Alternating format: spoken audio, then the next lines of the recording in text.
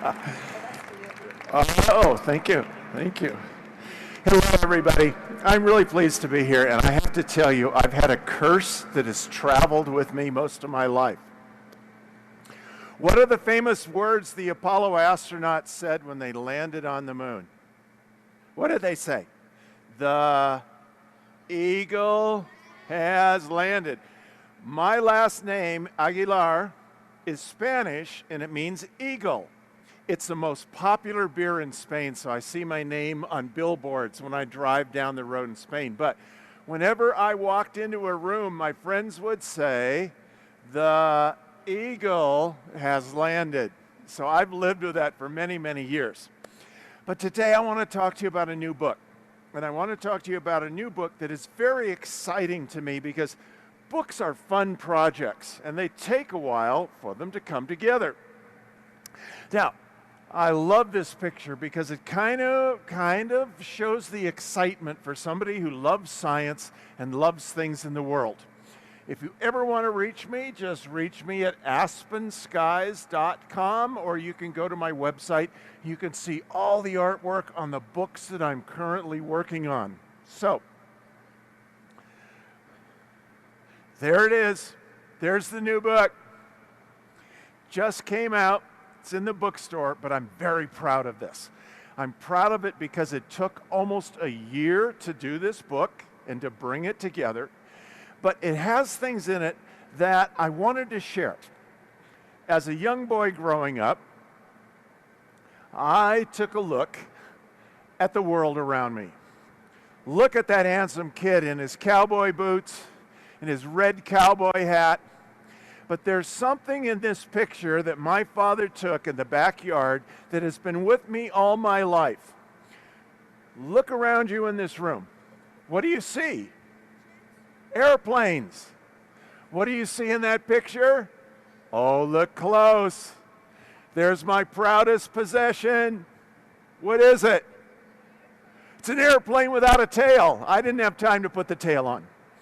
It's the first airplane I ever made out of sticks, painted it white. It took 8 hours for that paint to dry, but I wanted to fly that airplane, so I had white paint all over my clothes, all over my hands, because that was an airplane. And I loved flying in outer space.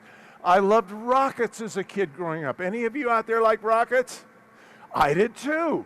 I also loved the thought that someday we'd have flying cars. Oh, that would be so cool to fly to school, land in the parking lot, and then fly home. I tried to talk my dad into one of these. Do you know what that is? It's an air-conditioned lawnmower. Oh, what a great idea on a day like this. Ride around in an air-conditioned lawnmower. I also thought, of course we'll all have robots when we grow up. How many of you would like a robot? Yeah, me too. Why not? We could all have robots. So this is what I was looking forward to as I was a young boy growing up. Now, I had other interests too, just as I'm sure all of you have other interests. I was a Cub Scout. Anybody in here a Cub Scout? Good. Oh, I loved ironing my neckerchief so it was straight. But I'll tell you a secret. I missed a lot of my Cub Scout meetings. Why? Because our Cub Scout master in her basement had a little electric coping saw and a little sander. And David would show up at the Scout meetings with pieces of wood, with outlines drawn on the wood for something I was making at home. And I'd immediately go down to the basement and I'm sawing away and I'm sanding away. And they'd say, where'd he go? He's supposed to be up here for the meeting. Go get him.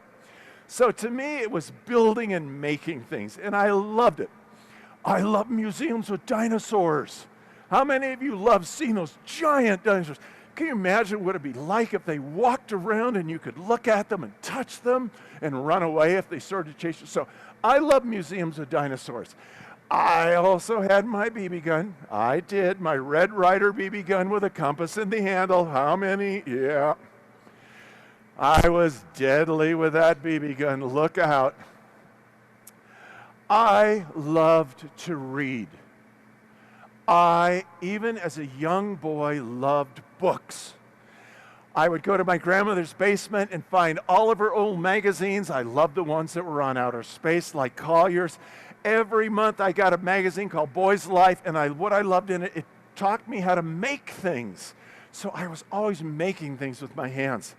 I knew when I grew up, everybody would be driving cool cars like this one. How many of you drive a cool car like this? All right. I also knew when I grew up, I live in a really cool house.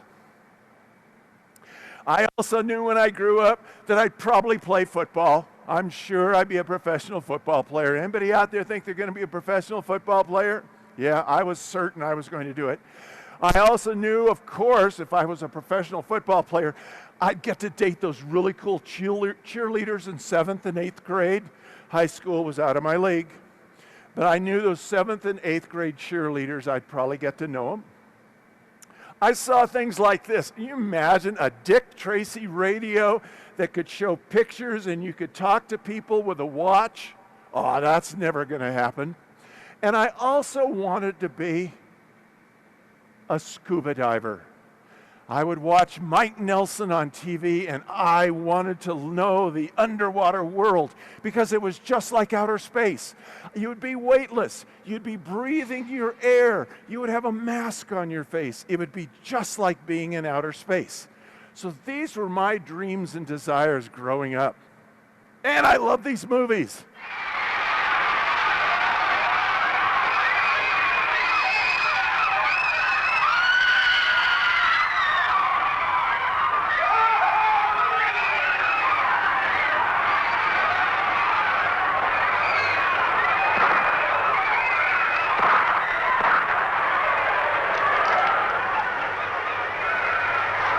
Jen, this won't do any good. It's the most horrible thing I've ever seen in my life.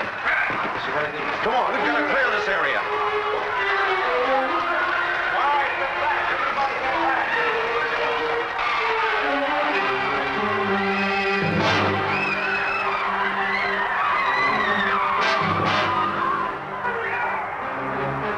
Here it comes.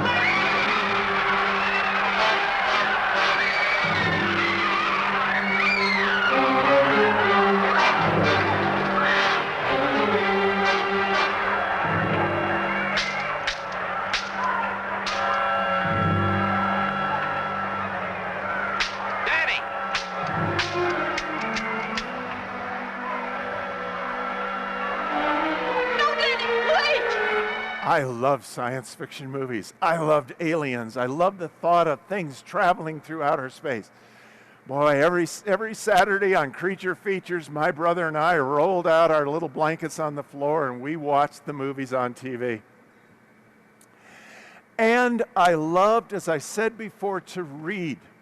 I have a secret. When I go to somebody's house and I don't know them very well, I go look at their bookshelf, because it tells me a lot about the people who are living there. If all the books in the bookshelf are about cookbooks and cooking, I know these people like to eat. If they're all about history or they're all about different topics, it tells you a lot. And books are very important to me. And luckily, I saved some of the books I had when I was your age. How many of you have a favorite book? Make sure your parents save it, because you're going to look at it when you're a little bit older and you're going to say, oh, I remember the good times reading that book. So I had books about Tom Swift. I had science books. I had books on the universe. I had books on outer space. I even had a book on how to make telescopes, because at a very young age, I would grind my own mirrors and put my own telescopes together. I saw The Silent World by Jacques Cousteau about scuba diving. Remember, I wanted to be a scuba diver. And then my mother had a book on insects. Oh, I loved that book. You would find me wandering through the fields with my butterfly net, trying to catch everything that was moving out there. So books were very important to me. They always have been in my life. Books are important today for another reason. I know, look at this. I saw this little book, and it's so truthful. Can it text? No, it's a book. Can it blog? Can you blog with a book? No, it's a book. Can you scroll down? No, it's a book. Can you Wi-Fi with it? No, it's a book. Can you tweet with it? No, it's a book. I love books because you can hold them in your hand. Carl Sagan, a very bright man, once said something about books that has stayed with me all my life. He said this: a book is proof that humans are capable of working magic. It's a flat object made from a tree imprinted with lots of funny dark squiggles. But one glance at it and you are inside the mind of another person who may have lived or died 1,000 years ago. It's like talking to somebody through time. Carl Sagan. So books have always been important to me. Now, we're going to play a game. I want you to think what this theme song's from. Don't yell it out yet. Where's it from? Shh. All together, where's the theme song from? Let's hear the crowd back here. Where's it from? Jeopardy. Why would I play a song about Jeopardy? Because recently there was a winner on Jeopardy, James Holzhauer, who said a very interesting thing. They asked James Holzhauer, one of the biggest winners, where he learned all his knowledge. Did he go to a university? Did he have a graduate program? Where did he learn everything that he used to win on Jeopardy? You know what he said? This is what he said. I went to Illinois. Most people think I went to Princeton or something, but I was never a diligent or good student. I have a strategy of reading children's books to gain knowledge. I found that in an adult reference book, it's not a subject I'm interested in. I just can't get into it. I was thinking, what place in the library would I go to get books tailored to make things interesting for uninterested readers? Boom! Children's books. And that is the challenge of writing for you out here. A book has to be clear, it has to be simple, and it has to be understandable. I mean this most sincerely. Writing adult books is a lot easier because you can write and write and write. Your editor will take care of it. But writing for a younger audience is a challenge, and I love that challenge. So, that's what I've done so far. Those are all of my books. And do you know what's really odd about it? I get letters from parents, I get letters from teachers who said, I read your book last night to my daughter, I read your book last night or yesterday to my classroom, and finally I understand it. I have as many adults reading my books as I do kids. And that's the challenge of putting them together. Now, what is that? I can't remember. What is it? It's a moon. Okay, did you notice there's a moon right up there? Anybody see that when you came in? There it is. That's our neighbor. That's next door. It's only 238,000 miles away. You can get on your bike and be there in 4 or 5 months. It's not that far away. So, I decided one of the books I really wanted to write was on the moon. But I wanted to write a different book. It was not going to be all about the Apollo astronauts. That was amazing, but that's not why I wanted to write this book. Because the moon has influenced every one of us in our lives in ways that we're not even sure of. When I was a young boy, I loved looking at the moon through my little telescope. It looked like this.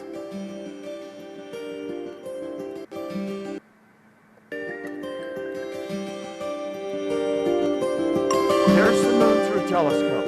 Look at that. With your little telescope, this is what the Apollo astronauts saw when they were just coming into orbit around the moon. And almost every night, the moon or during the day is out there for us to look at. So I decided I wanted to write a book on the moon. That's what a book looks like when it begins. There it is. There's your outline. You know how many pages you're going to write, and you do this 5, 6, 7, 8, 10 different times. This is what a book looks like when it begins. The numbers are the pages, and that's what you start with. And then you begin the artwork. And the artwork for me is as much fun as the writing. Now this looks like, how many of you think this is a photograph taken by the Apollo astronauts? How many want to vote? Was this taken by NASA? How many people look at it and say, maybe not? You're absolutely right. This was a painting I put together because this is what I thought the moon might look like. I was out there with my buddies walking on the surface on the moon. See the little rover all the way off in the distance? There it is. 7 miles an hour. You can rip across the moon's surface, and that you can ride your bikes faster than the lunar rover went. There's the lander over there. There's the Earth in the sky. And this is what the Apollo astronauts learned about the moon. It's a dark gray. Take a look at the little moon rock when you leave today. Take a look at the color of it. The moon is a dark gray. It looks lighter gray because of the sunlight shining on it. This is what the astronauts found. They also found that you can see the Earth up in the sky. It's 4 times bigger than the moon in our sky, but it never moves. It always sits in the same place in the sky, slowly changing phases, just like the moon changes phases here. They also found that the moon is very bright, so bright on your eyes. The contrast back and forth. You can see the sun in the sky and stars around the sun. That took them by surprise. But the dust was everywhere. How many of you have moms or dads that say, don't bring the dust into the house, leave those shoes outside? Yeah, I know, my mom does too. Leave those, you're not coming into the house with those shoes on, they're dusty. The moon is very dusty. In fact, they didn't even know when they landed if they would sink all the way down into the moon, or the moon dust would come up to their knees and they couldn't move. We didn't know that, but the moon dust gets all over everything, and it smells like firecrackers after they've exploded, or fireworks. It has a very funny smell to it. And so the first night, the 2 Apollo astronauts, who were the first 2 to walk on the moon? I can't remember. Who was it? How many think it was Neil Armstrong and Buzz Aldrin? How many think it was John Lennon and Paul McCartney? Just testing. Okay, it was. Now, they, the first night, slept in their spacesuits because it was too dusty for them to breathe. So the moon's a very dusty place. All right, it changes, it moves on, but I love to do research. And the easiest way is to Google, what is the moon? And so I decided to plug in, is the moon? It was a question, and I got all these answers back. Is the moon a planet? How many think it's a planet? Wrong. How many of you think the moon is a star? Wrong. How many of you think the moon's made out of cheese? What type of cheese do you think it is? Swiss? I got to vote for Swiss. Anybody? Stilton? Cheddar? All right. Is the moon bigger than the Earth? No. Is the moon shrinking? No. But there were some even more interesting questions that popped up that really told me what I needed to put in my book. And here they are. Where does the moon go in the daytime? How many people vote for Cleveland? Where does the moon go in the daytime? Where? Nowhere. It's still outside, but that was a question. So it probably should go in my book. How about this question? Has anyone died on the moon? Oh, I knew that was a young person asking that. They went right to it. The answer is no. Why doesn't the moon have a name? Oh, we'll get back to that one, but think about that. The moon. We have moons of Jupiter, moons of Saturn, moons of Uranus, moons of Mars, and the moon of Earth. Why doesn't the moon have a name? Can the moon turn you into a werewolf? Oh. What country owns the moon? What country owns the moon? Nobody. It belongs to everybody on Earth. Does the moon have a moon? It might have in the past. Can moonbeams cure you when you're very ill? This one stopped me. Read that sentence again. Read it over, especially the adults. Read that over. And I realized, I'll bet this was written by a very young person who maybe had a parent who was very ill. Think about that. Did moon people used to live on the moon? If so, where'd they go? Denver, I'm sure of it. So I looked at these questions and said, okay, I've got to answer these in my book.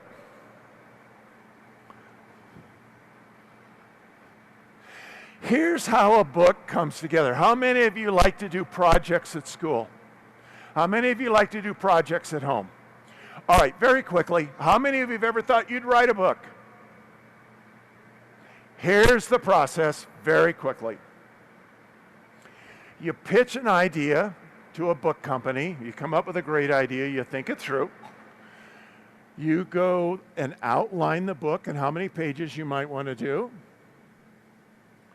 You brainstorm the text, what you're going to write in the artwork. Then you do research. You research. I love research. I learned so much, things I never knew. So I go through the research process, and you're going to research the whole time you're doing the book. First, you make a draft of the text. You write the text out. It's going to come back from your editor, and you're going to say, oh my gosh, I really didn't realize I write that poorly. It takes about 3 months of your life. So for 3 months, this is what you're doing. Then you do the artwork cover. The book's not even written yet because they want to start taking a look at what your book's going to look like and get the cover out for other people to see it. Then I start building models and painting artwork. I build rockets. I build spaceships.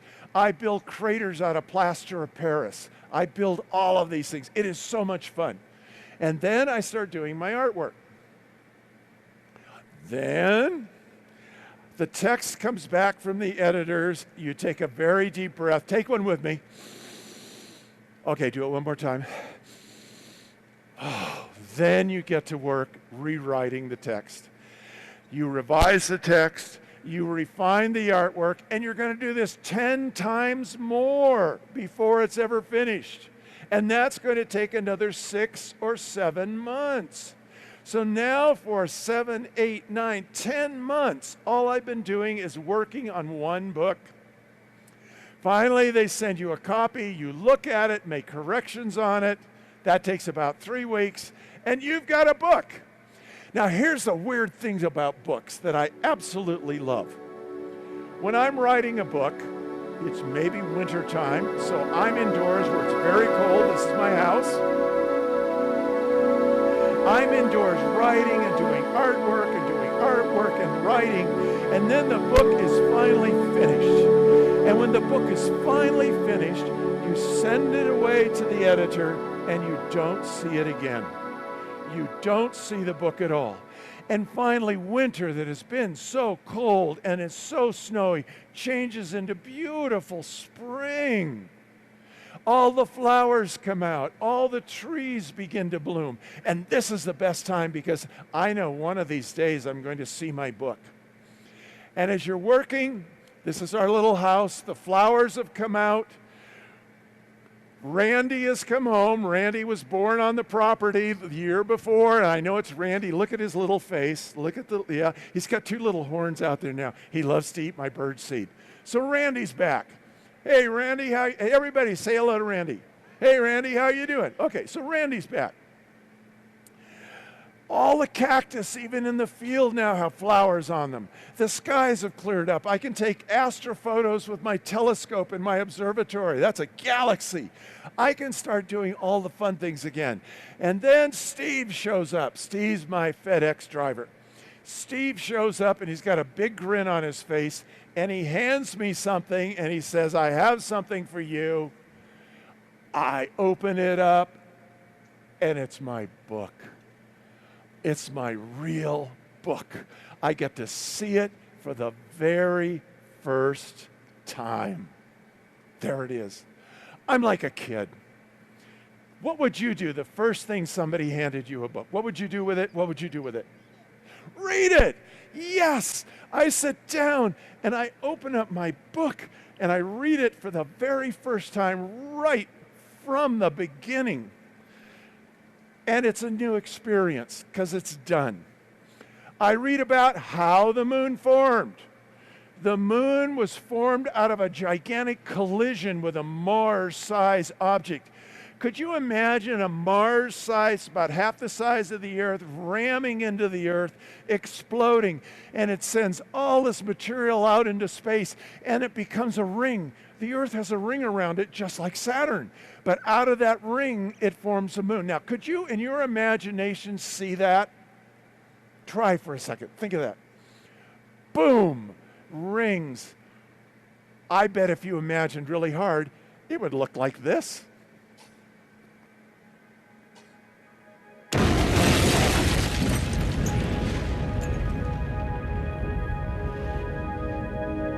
There's the debris.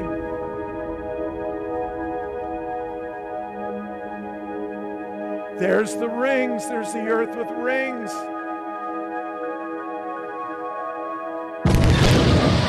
Oh, everything's smashing into each other. But here's our moon forming. Here it comes.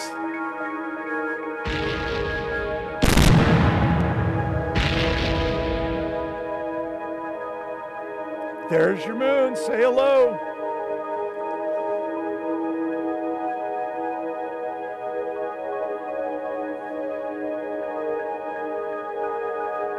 Wouldn't that be beautiful to see the Earth with rings?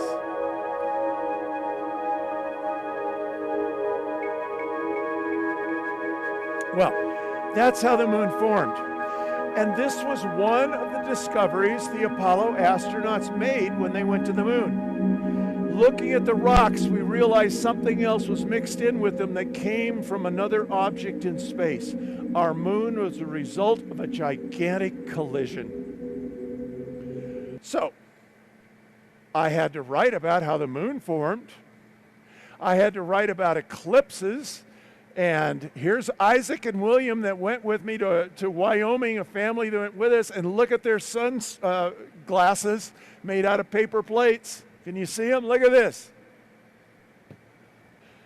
The eclipse of the sun was created when the moon moves in front of it.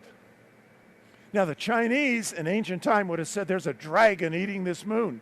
And do you know what they would have done? They would have started hitting drums and they'd light off fireworks and firecrackers to get rid of that dragon so it'd leave their sun alone and the sun would come back in the sky. So I talk about eclipses. I talk about werewolves.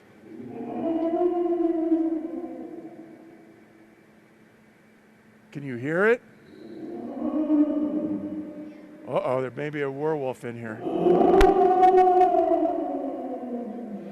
People actually believe the full moon could turn you into a werewolf. How many of you would like to be werewolves? Admit it. Come on, how many would like to? Yeah, all right, it might be kind of cool. All right, so I love to tell us stories about werewolves and how we thought the full moon made us a werewolf and all the weird, funny stories that went with it. But here's a simple question, and it came back to what we saw online. Why doesn't the moon have a cool name? Why is it just called the moon? Well, guess what? The Greeks had a name for the moon. They called her Selene. The moon was called Selene. That's a pretty name for the moon. Hey, look, Selene's up in the sky tonight. The Romans had a great name. They called the moon Luna. Do we use any word close to Luna today? What do you call somebody who's acting a little crazy? What are they? They're loonies or a lunatic. And that's where the name came from, because they thought the moon was influencing them. But here's something I bet you didn't know. The moon was named after an Old English word, moonth. What does that mean? How many moonths are there in a year? 12. It's from the word month, and that's where we get the word month. There's 12 Old English months in a year. So the moon is named after the months because it changes every month. It goes through its phases. I love this one. How many of you have ever seen the man in the moon? How'd the man get there? There's an old story that there was a husband and wife, and they were working on a Sunday, and they were not supposed to work on a Sunday. That was a holy day, and they got caught working. So they said, we're going to separate you two for life. We're going to send one of you to the sun. We're going to send one of you to the moon. Well, they knew that the sun was very hot, and the moon was freezing. So the wife said, I'll go to the sun because I like warm weather. And off she went. And so the man went to the cold, frozen moon. And that's why today you can see him. The man in the moon. Can you see a man up there? Can you see a face? Oh, squint your eyes and try hard. It looks like the man in the moon. But here's the story about the moon I love the best. In 1835, a little newspaper in New York was really not selling. It couldn't get anybody to read its newspaper. So one of the authors, one of the editors said, I am going to make up the most outlandish story, and it's going to become the great moon hoax of 1835. And what he said is this. In South Africa, a brand new telescope observatory has been built. And guess what, everybody? They've found life on the moon.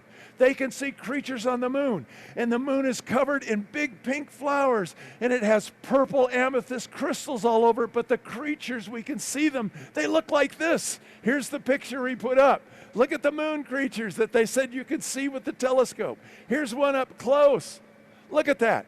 They were kind of like men, but they had hair like bears and wings like bats. Everybody believed we'd found life on the moon. And then he had to admit it was a joke. I did it just to increase my newspaper sales. And everybody said, so what? We loved it. It may be fake news. We loved it. They loved the idea that there might be life on the moon. One other weird thing that the moon affects us in ways that we might ever imagine. Have any of you ever seen the tides come in and out of the water? The tides get high, the tides grow low. What causes that? The moon pulling on the water, the gravity of the moon when it lines up with the sun. They give us high and low tides. So, if you wanted to go out in your rowboat, you better not do it during low tide because it's sitting in the mud. A few hours later, it will look just like this as the tide comes in. So why should we care about that? Well, if you're running ships back and forth, you should care. But there's one other really weird reason. We think it's the changing of the tides that helped create life on the surface of the earth. Let me go back. During the earliest part of time, when life first appeared in the oceans, it loved the oceans, and the oceans were teeming with life. If you could go back 380 million years ago, put your scuba tank on and your goggles and go underneath the water, it would look like this. It would be a pretty scary place. But as the tides went low, some creatures were left right up there on that shoreline, and they had to learn how to breathe oxygen and how to survive. And after a while, through years and years and years, they said, hey, you know what? Nobody's living on the land. What a great place. Let's take it for ourselves. And they started crawling out of the water and getting used to living on land. So, ladies and gentlemen, if we did not have a moon pulling on the tides, you and I may not be here. We can thank the moon for that one. Oh, I talked about the Apollo astronauts, what they found when they discovered on the moon. That was a great, great chapter to write. I really wanted to write it from the angle of we're standing on the moon, and here comes the Apollo lander down onto the surface. And here's a joke. That is a model. Nobody's ever taken this photograph before. But look very closely in the windows of that spacecraft. Can you see anybody in there? Yeah, can you see anybody in that window? Right here. Can you see anybody in that window? All right, here's the joke. In that far window, looking out the window, that's my face. And landing the lander, that's my wife, Miss Astrid's face. She's landing it. So when I do my artwork, I get to stick little funny things in there that most people would never see. Oh, I talked about the Great Wall on the moon. I put a whole section in my book about how young observers with their telescopes and see some really cool things on the moon and why they're cool. And one of them is the straight wall. Here's this gigantic straight wall. Here it is right up here. It's called Rupes Recta. It's the straight cliff. And what happened on the moon, one part of it cooled and collapsed, and the other side rose up. And here is this monstrous long wall. Do any of you like to climb rocks or climb mountains? Well, this would be the one to climb, because with only 1/6 the Earth's gravity, which means if you weigh 200 pounds, you'd only weigh 32 pounds on the moon. If you weigh 100 pounds, you're only going to weigh about 15 or 16 pounds on the moon. You can really hop around. Wouldn't it be fun to climb that cliff? Well, no astronaut has ever taken a picture of that cliff. So I made it. I made it out of plaster of Paris, and it looked like this when I was done with it. There it is. Just like Hollywood, you make them out. Then I took cement and sprinkled it all over my plaster of Paris. And there it is. And look at the little astronauts. Look at them compared to that cliff. So that's another fun part about making books. Well, this is my book on the moon. We talk about, are we going back? Yes, the answer is we will go back to the moon.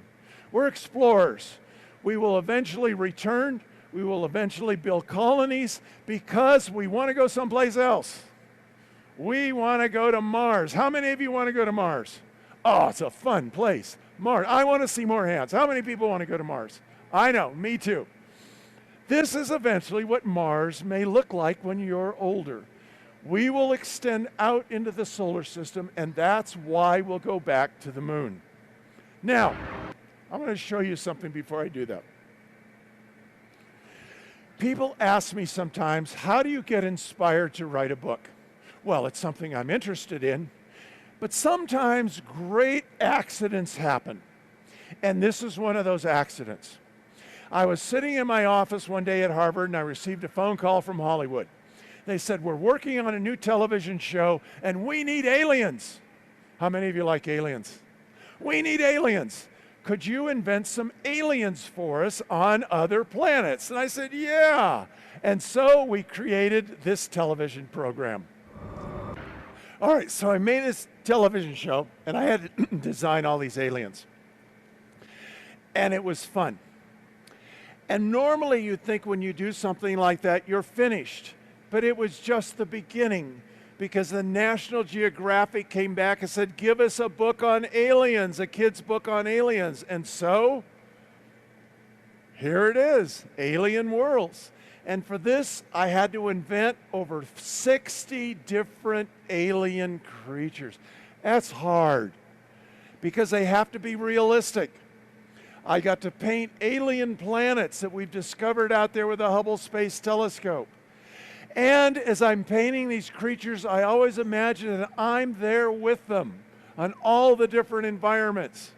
I can see what they look like.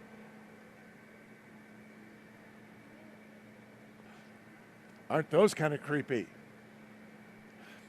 Isn't that kind of cool? So out of a television show came a new book for kids on aliens. And you might think, well, your work is done.